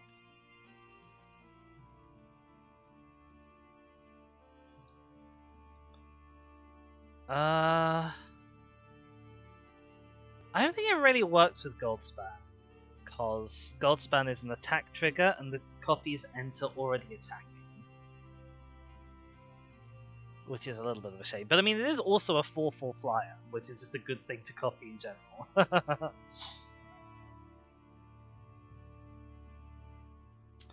We have Propaganda, a good little protection-y turtle-y card.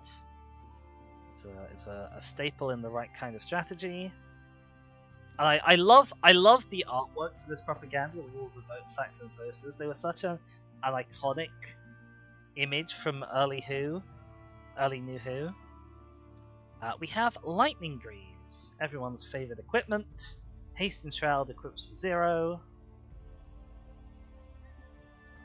This is the default artwork I use for Lightning Greaves in all of my online deck lists. We have a Mind Stone, a little 2-mana rock. It's a popular 2-mana rock. I don't think it's anywhere like the best 2-mana rock, but I do like that there's a little Cyberman head for the Mind Stone. I think that's cute. Just in general, like the alternative arts that they've given for stuff like the Talismans and the Mind Stones and stuff, I think it's really fun. Also, really fun alternative artwork, Thought Vessel with a little chameleon device fob watch.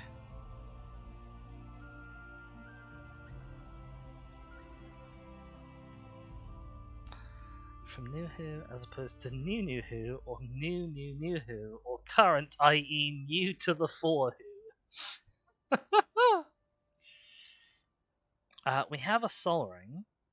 This, I actually think, of all the artworks for Sol Ring out there, I actually think this is a really ugly artwork. I'm really sorry to Doctor Who, but I just don't think it's very pretty. Which is a real shame, because I love my Doctor Who's, and it's the Eye of Harmony, which is like a really fun, classic Doctor Who thing. Yara says, you're really confused when you showed Mind Stone, because in your head Mind Stone was Thought Vessel. Yeah, Mind Stone is like the less popular, more forgettable cousin of Thought Vessel. The Eye of Harmony is great, it's just that this artwork is not great. I don't even know why particularly I don't like it. It's just not quite pretty. And there's so many pretty Sol Rings out there nowadays. My Sol Ring of choice, I've always said, is the Bloomburrow Commander Sol Ring. We have an Arcane Signet, which is this lovely Seal of Rassilon. Oh, actually, this is the Seal of the High Council of Gallifrey, on the shoulder pad of a Time Lord's silly headdress. We have a Laser Screwdriver, so all of the other Doctor Who Commander decks got Sonic Screwdriver, which is a little bit more useful because it gives the creature unblockable, also while being a 3-mana mana rock. But this one gives Goad instead. It's not quite as wonderful, but it's still a solid choice for a 3-mana rock. You want your 3-mana rocks to do other useful stuff, and this definitely can do other useful stuff. Cameron says, you like the D&D version for Arcane Signet? I am not sure what that looks like. I will have to go and look that up. Is that from Forgotten Realms or from Battle for Baldur's Gate? I like the Tarkir Dragonstorm Signet. I'll probably have to end up pulling this window up so I can show you all.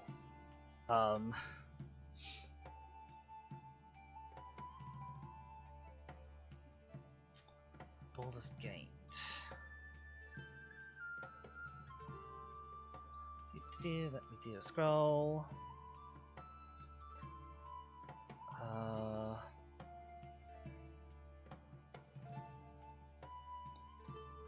Where are you?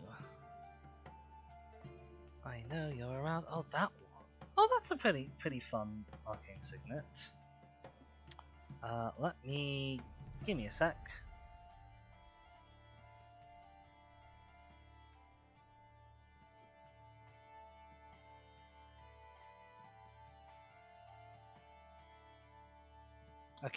Okay, we have, so this is the Battle of Baldur's Gate Arcane Signet. This is a solid Arcane Signet. I think it's quite nice. This is the Target Dragonstorm one, which I think this is a fun artwork. And then there's this one, which I think it's like weirdly Infinity Gauntlet-y, but I think this is a really fun Arcane Signet as well. And there's the Final Fantasy IV versions. Yes, there are a few of those, aren't there?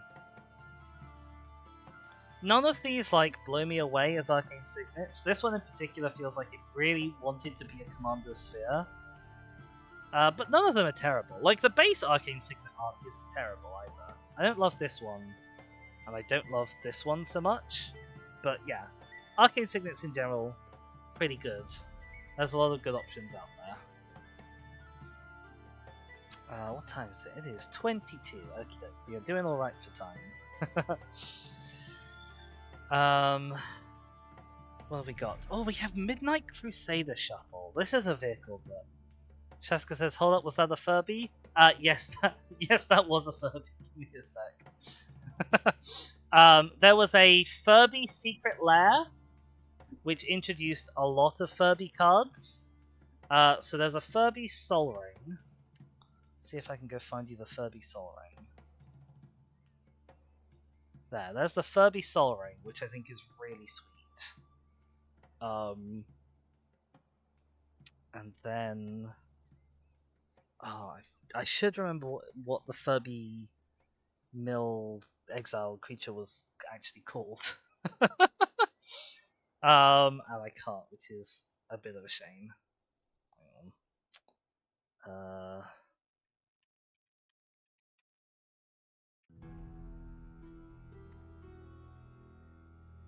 Where is he?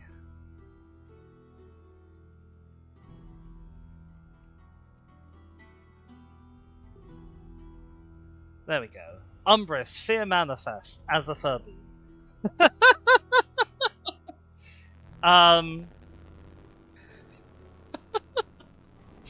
The problem with that... Was there a My Little Pony crossover? There was also a My Little Pony crossover. There we go. There's Applejack from the My Little Pony crossover. They've had some really fun secret lairs over the years. Why Applejack, you ask? Because that was the only My Little Pony that I could remember the name of off the top of my head. I think it's a real shame that these are silver border and not legal for regular Commander. Obviously, like, I guess put a toy you own is not a true Magic thing. Calvin says it's literally the main 6. Who are the other ones? Fluttershy and Rainbow Dash. And Pinkie Pie? That's 4. Okay, Shaka says Twilight Sparkle. And Rarity. Oh, I think I've heard of Rarity, actually. Twilight Sparkle feels like such a generic name. I don't think I had quite figured out that was an actual individual. Shaka says, oh, welcome back, Shaka. I hope your shower was lovely. What do you say about a toy not being a true Magic thing? It's particularly the bit where it says, put a toy you own onto the battlefield. And then it asks you for the properties of the physical toy to be like, to set the things of your tokens, which is a thing that they can do in Silver Border, but not a thing they can do within the proper rules. Oh look, there's Twilight Sparkle. Princess Twilight Sparkle. But yeah, like I don't know really anything about My Little Pony, but I still think these look like fun cards to play with.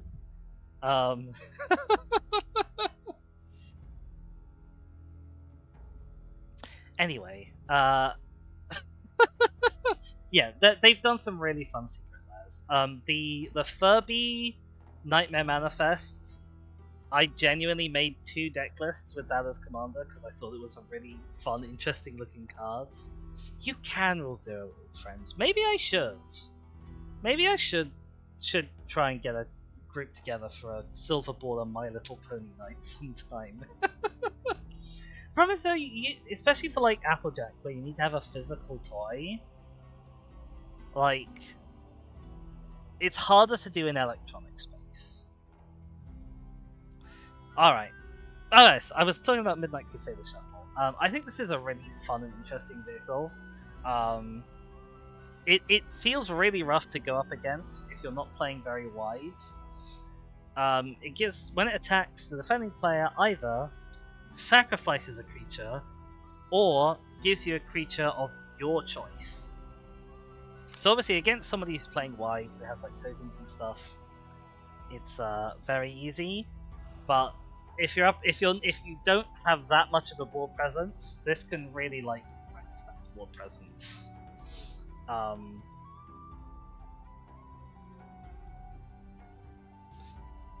Jessica says, play Tabletop Simulator, download some My Little Pony models. There probably will be some ponies out there for Tabletop Simulator somewhere.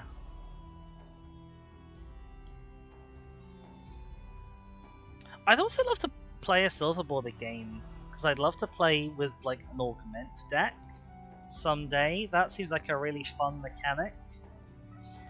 We have Clockwork Droid, who uses the Exert mechanic, if anybody remembers the Exert mechanic. It makes itself unblockable. So this is a creature that does genuinely work with Davros, because it will deal 3 damage unblockable, but only every other turn.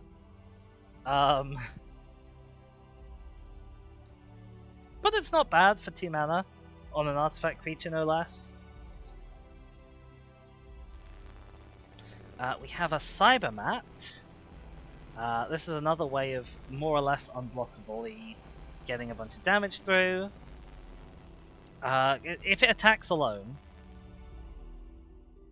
it has Skulk, so it can't be blocked by anything with power greater than 2, and it'll get +1/+0, so it'll hit for 3. So that's a fine enough way of getting 3 damage through. It says, to be fair, you deal 3 unblockable damage, then you have a Dalek for next turn. That's true, you do. I like at least that the Daleks, because they are 3/3s with Menace, the Daleks themselves kind of self-synergize in a way that is pleasing.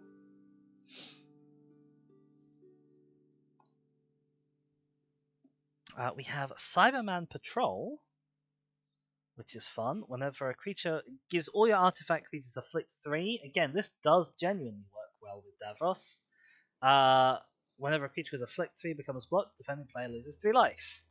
So even if they block you, they can't actually stop you from hurting them. Calvin says, I won't be recommending Surgeon General Commander. Did I recommend that to you? I mean, I'm not surprised if I have recommended it, because it is a card that I know that I've wanted to play before. What is this? This is Great Intelligence's Plan. I genuinely have no idea what this card is. It's a 6 mana sorcery, draw 3, opponent either discards 3 or gives you a free cast. Sure. It's fun. I'm glad it's fun. It looks like it would be fun, so I'm glad it is fun. I famously didn't Surgeon General Commander like spoil the fact that the Mutate mechanic was coming out before they'd announced it. I think that's really funny.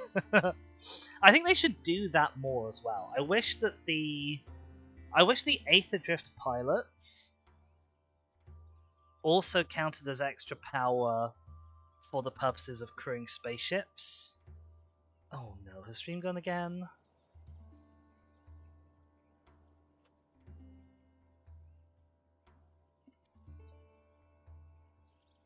Okay, Shasko didn't see an interruption. I haven't seen an interruption on my end. So unfortunately it may just be Calvin. Can't see me saluting. Hang on, there's Little Lizzie. I'll salute you using Little Lizzie, Calvin. There we go. We have a Sontaran General, who's a 5/5 trample haste. And if you swing 3 creatures, You goad something that each opponent controls and make them unable to block. Connection's been bad since the last thunderstorm. Oh no. We have a Scarlet Zoe in chat. Welcome on in. How's it going? Ooh, I love your little purple pixel heart. I don't know if you've always had that and I've just never noticed it before, but that's really cute. From Together for Good 24. Nice. Yeah, we are just reaching the end of me going through my newest deck, which is also quite an old deck, which is the Evil Villains deck from Doctor Who. I've had it for a while now. I'm merely blind. I am merely a blind old fool. Do not pay attention to me. But how's it going? Did you have a lovely Christmas? What have we got? A Dalek Squadron. He's fairly simple. He's a menace and a myriad, which is nice. Face a dubious choice, whatever. Yeah, something like that. Face a dubious choice. And weirdly, a dubious choice sounds worse than a villain's choice. Oh, your nefarious pick. We have Exterminate. This is actually genuinely like a really interesting removal spell if you happen to be in specifically a Dalek or a Changeling deck.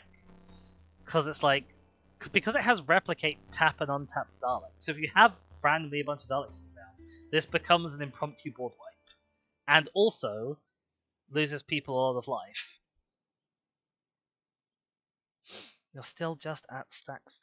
Well, if you ever want to be taught magics, Zoe, my door is always open. I do love inducting people into the cult of expensive cardboard, which is actually plastic.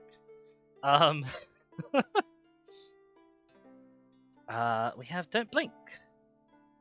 Make sure you're not blinking. I know I shouldn't be showing this on stream according to Doctor Who, because as they say, whatever holds the image of an angel becomes itself an angel, which I guess means this is a very dangerous card to print.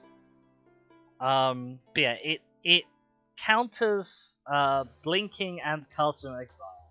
So if you use this card against me, I will cry, because all of my decks are Cast from Exile decks.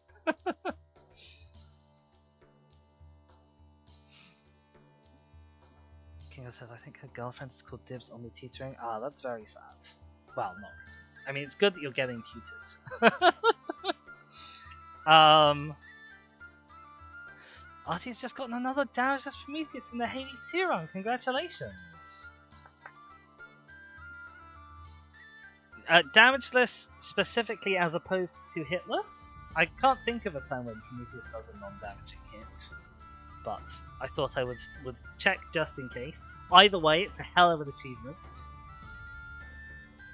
Kingo says that would be a Doctor Who plot, right? Trading cards go out containing an image of a weeping angel or similar. You're right, that would be. I think especially so in Blink, it's referenced that there's this little niche online subculture that is really interested in the Blink DVD Easter egg, and at no point do they ever get told don't reproduce pictures of the Weeping Angels. So I kind of wouldn't be surprised if they did make like little Weeping Angel trading cards that could kickstart such a plot. That would be fun. Artie says, there's an Arcana card that gives 3 resists to attacks during boss fights, but you only used 1. I mean, that's still a stunning achievement. That's really good. Well done. Well done, Artie. Oh, we have a Zygon Infiltrator. This is a really annoying card to play against. It more or less permanently can lock down one thing.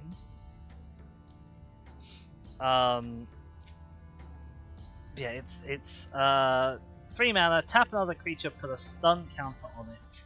Zygon Infiltrator becomes a copy for as long as it remains tapped.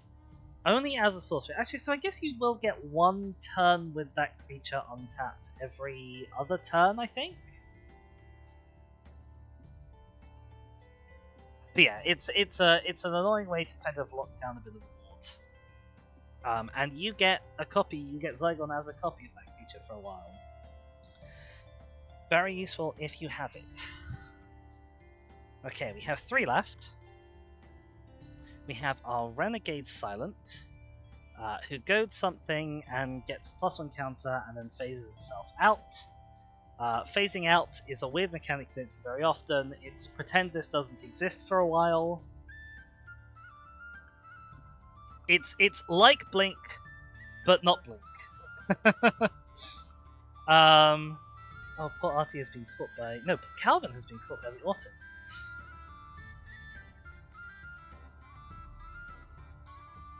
There's Weeping Angel wallpaper out there. We can set up... It's your PC wallpaper making change every couple of minutes. Oh boy. That's rough. I imagine that would scare people if they don't know it's coming, yeah. Okie doke, and now we have our 2 shiny foil, our commander and our alternative commander. So Davros is who the deck is nominally built around. He is a 3/4 with menace. Have I told you what he does already? Yeah. He gets you a Dalek if any opponent lost 3 life.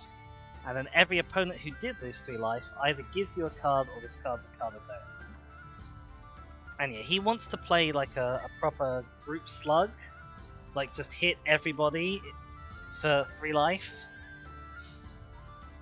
Missy, on the other hand, she is expensive at 6 mana. Whenever another non-artifact creature dies, return it to the battlefield face down as a 2/2 Cyberman. At the beginning of your end step, so this is from Dark Water, where she brings back all of Earth's dead as Cybermen. In a way that I feel like doesn't really work, but don't think about it too hard. At the beginning of your end step, each opponent faces a villainous choice. Either they take 1 damage from each of your artifact creatures, or you draw a card, and, if you happen to be playing Plane Chase, Chaos Ensues. She seems a lot of fun, but again, very expensive at 6 mana. She's a commander that you will not be getting out for quite some time. You'll need to have set up your engine for her first.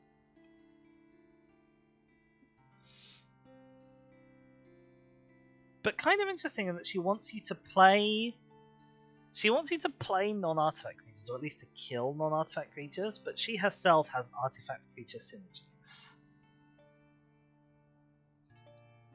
Yeah, I don't know, having never built her, I don't know how I would build her. I don't know if I'd sort of aim for like a half and half, or if I'd just bung in a load of kill spells to kill my opponent's stuff, and then run only artifact creatures myself, maybe? Kinka says, the reason these features so heavily is because they wanted to push Plane Chase. I don't know that they wanted to push Plane Chase necessarily, but the Plane Chase and the plane cards are definitely kind of one of the interesting, unique points of all of the Doctor Who Commander decks. I'm really glad they came with them, because it feels very like, even though technically they're not on different planes, like it feels fitting that you get to kind of see all of the wonderful different places from around the universe and around the time vortex that they visit in the show. I have a question for Ashaka, if Ashaka is in the chat. I'm hoping that Ashaka is in the chat.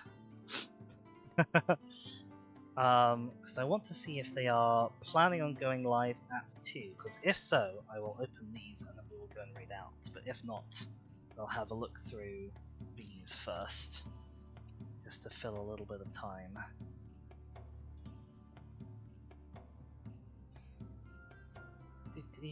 I will also send them a message separately.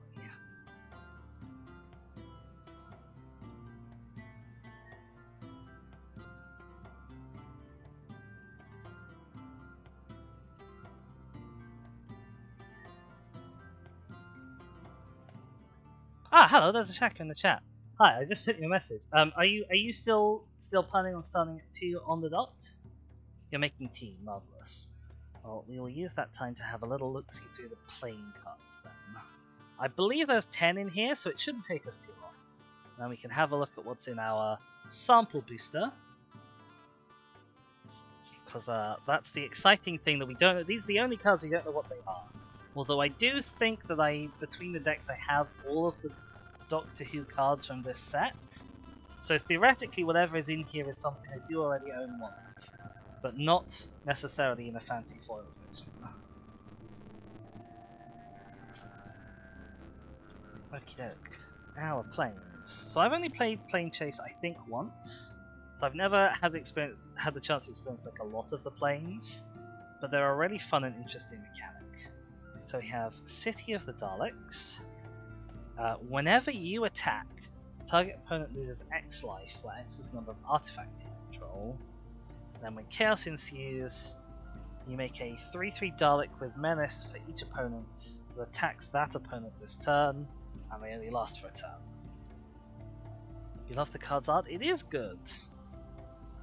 Scar it's not a pretty city, or it's not a pretty. The Dalek city on Scar is not a pretty city, but like it's good art. This is really good art. The Moon Base from the second Doctor episode, I believe, with the same name.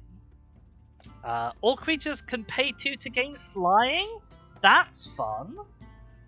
Because of the low gravity. That's really fun. I love that. And then yes, for when chaos ensues, you get some Cybermen from people's cards.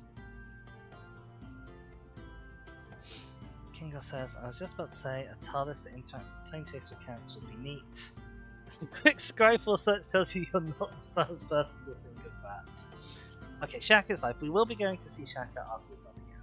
Let's have a quick little flick through the rest. We have Dalek Intensive Care from the middlingly good Asylum of the Daleks episode.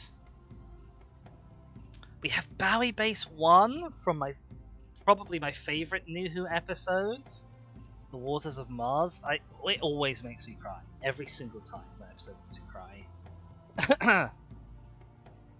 We have the Doctor's Tomb from the end of the 11th Doctor's era, which is just the TARDIS but like giant. It's a bit silly. Aplan Mortarion from Alfava Matraxis. Oh, this is from Rebel Flesh. No, this is from Time of Angels Flesh and Stone. There we go. That's from the Weeping Angels two-parter. A phenomenon. When you encounter this, each player sacrifices a non-land permanent. Then you flip. If you use the flip, repeat the process. Then you planeswalk again. Interesting. You have the Matrix from Gallifrey. This is where the Dewan Master traps the Doctor in the Matrix to learn all about her timeless childiness. Oh, we have the Hotel from... Oh god, I can't remember what the episode is called. I do remember it, but I don't remember what it's called. But basically, if you have any faith, the monster sucks you up and absorbs your faith and kills you. And then we have the Mondasian colony ship from the Dr. Falls two-parter. Again, a place with lots of Cybermen on it. Gives you some Cybermen. So they're not the most diverse planes, but they're all fun and they're all flavorful. They feel very designed to fit with this deck specifically. And I know in traditional Plane Chase, each person brings a plane deck, but I much prefer when there's just one shared plane deck in the middle that you all draw from, because then it feels less like you're sort of optimizing and more like you're just letting random chaos happen, which is fun. Okie doke. Our collector sample booster. As a reminder to people, I am not very pro opening booster packs. I think the booster packs are the worst way to get magic cards. If you want magic cards, you should buy things that you know the contents of, like precons, or you should buy singles. I think that booster packs are basically just gambling. With that being said, let's have a look inside, because I didn't go out and buy a separate booster pack for this. This just came with it. So let's go and see what's in it. There will hopefully be some exciting cards. There will certainly be some shiny cards. Let's see if I can get into it live on the stream with people watching. It will be a bit awkward if I can't. I am not succeeding. There we go. We're in. We're not in. We're not in! How are we not in? Okay, we're in. See, I'm not a huge fan of drafting either. I think the only use for booster packs is sealed. And pre-releases. And also they make for a good advent calendar filler. Okie doke, so we have 3 cards in here. We have again another little adverty type cards. Discover the coolest cards. Except none of these cards are available from Wizards anymore because they don't print them. We have Barbara Wright, who is a companion from the classic Who deck. She gives Sagas read ahead. I have made a deck list with her as one of the 2 commanders of it. Read ahead is actually not that wonderful for most Sagas, but she's there, she's trying, and she's only 2 mana lesser. And our other card is Out of Time. This is potentially a really harsh board wipe. Untap all creatures, then they phase out until it leaves the battlefield. It gets a time counter for each creature that phased out this way. It's 3 mana for a board wipe, and it's theoretically not a permanent board wipe, but most Magic games won't go on long enough for those creatures to come back if there's any number of them, especially in 4-player, where each player has 3 creatures, let's say. Oh, they're going to phase out for 12 turns. or until you kill the enchantment, I guess. You can do some fun shenanigans if you are able to make this into a creature as it enters. Then it'll phase out too, and so the creatures will never come back. So you can do interesting little shenanigans with it. But it's a fun enough board wipe. And that is our sample pack, and that is us done for the day. I should say a big thanks to Adrian von Ziegler, who has provided our lovely background music that we've been listening to this whole time. And a big thank you as well to everybody who's been around in the chat. It's been nice seeing all of your names and all of your faces, and hearing all of the things you have to say. There's been a lot of you today. I am flattered. I am very blessed. A little reminder, I guess, while we're doing this, I do have a throne. If in the sort of Christmassy spirit you are thinking about how to treat your favorite streamer, which is obviously me and definitely not Chaka. I'm kidding. Then you can always go and have a look on there, and things that are acquired on the throne will show up in later streams, whether that is merely as our little mascotty type friends, like King Girl, who's the only one who's in reach anymore, or if it's Lego, it'll be built on stream. If it's Magic, I will very happily show off the deck on stream. I'll even give folks a game on stream if that is a thing they want. Plenty of names and faces. You're hiding your face, Yowie? It's okay, we didn't see you, we promise. That is going to be it for me for today. You can hear my voice is a little bit going, so it's a good time for it to be wrap-up time for me. We are going to go and say hi to Chaka, but only if I can spell the word raid properly. So yeah, you'll go hop on that little raid train as it happens. I will say goodbye. It's been an absolute blast having you all here. I hope you've had a wonderful time today. I hope you've had a nice Christmas / other non-specific holiday periods as according to what you celebrate. I will hopefully be back a few more times this week. There's no specific concrete plan, but it would be nice to do some more games and stuff. I have another Christmassy present which I received, which will hopefully be appearing on the streams in a slightly different fashion. So I'll tease you all with that, and you can make of it what you will. But for now, from me, have a wonderful rest of your day, and I will see you all next time. So everyone, bye bye!